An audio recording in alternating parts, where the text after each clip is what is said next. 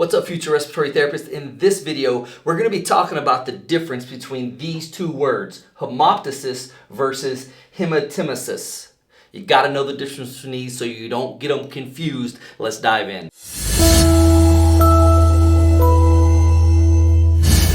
As I said, we're going to be talking about hemoptysis and hematemesis in this video. But before we do that, be sure to check out the link down in the video description below so you can go check out the Respiratory Coach Academy, to where I have all types of resources there for you. The TMC bootcamp and the CSE bootcamp to help you prepare for those credentialing exams that you're going to have to take. And then also the mini courses, neonatal care, pharmacology, formulas, respiratory anatomy, basic interpretation of blood gases. But most importantly, go check out the free resources class. Over here, you'll find things like free chest x-ray tips, free waveforms and loops analysis, and just access to other information that I put out there just to assist you along your journey to becoming a registered respiratory therapist. Now, let's talk about this. We're going to start off by talking about hemoptysis.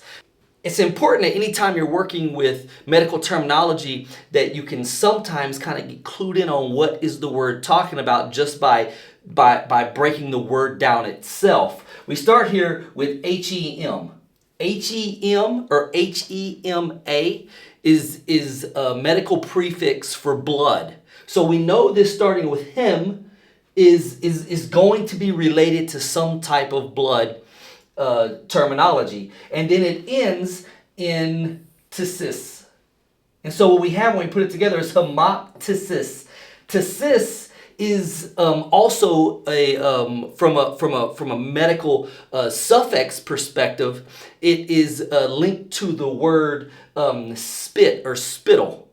It actually comes all the way from the Latin root, which is tussis.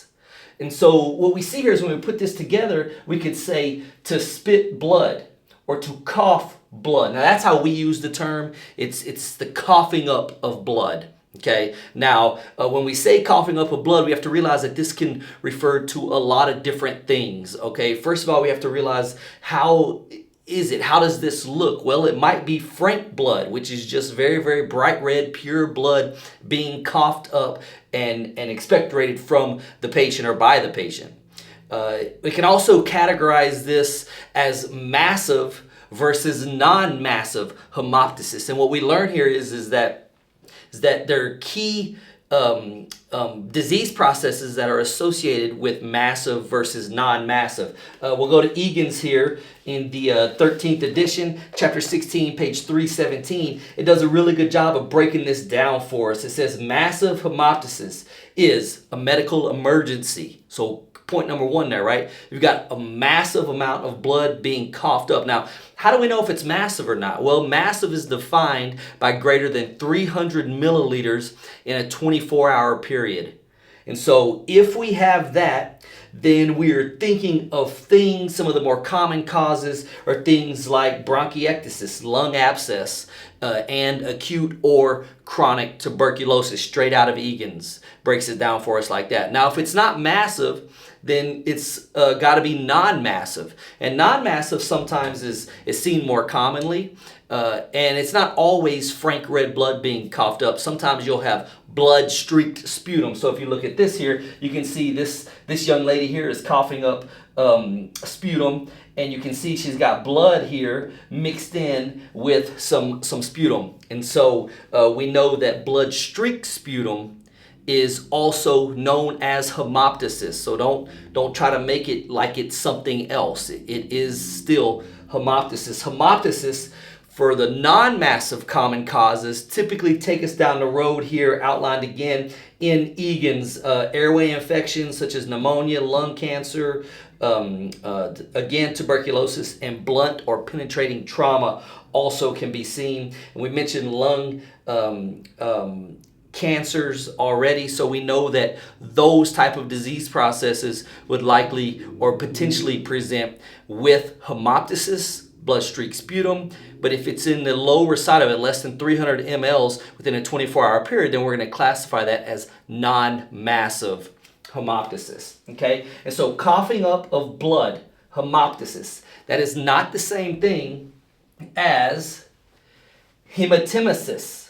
Now, we're going to break this word down as well. See, here we go again with the hema, which is blood, and emesis, which is vomiting. So, emesis, vomiting, hema, vomiting blood.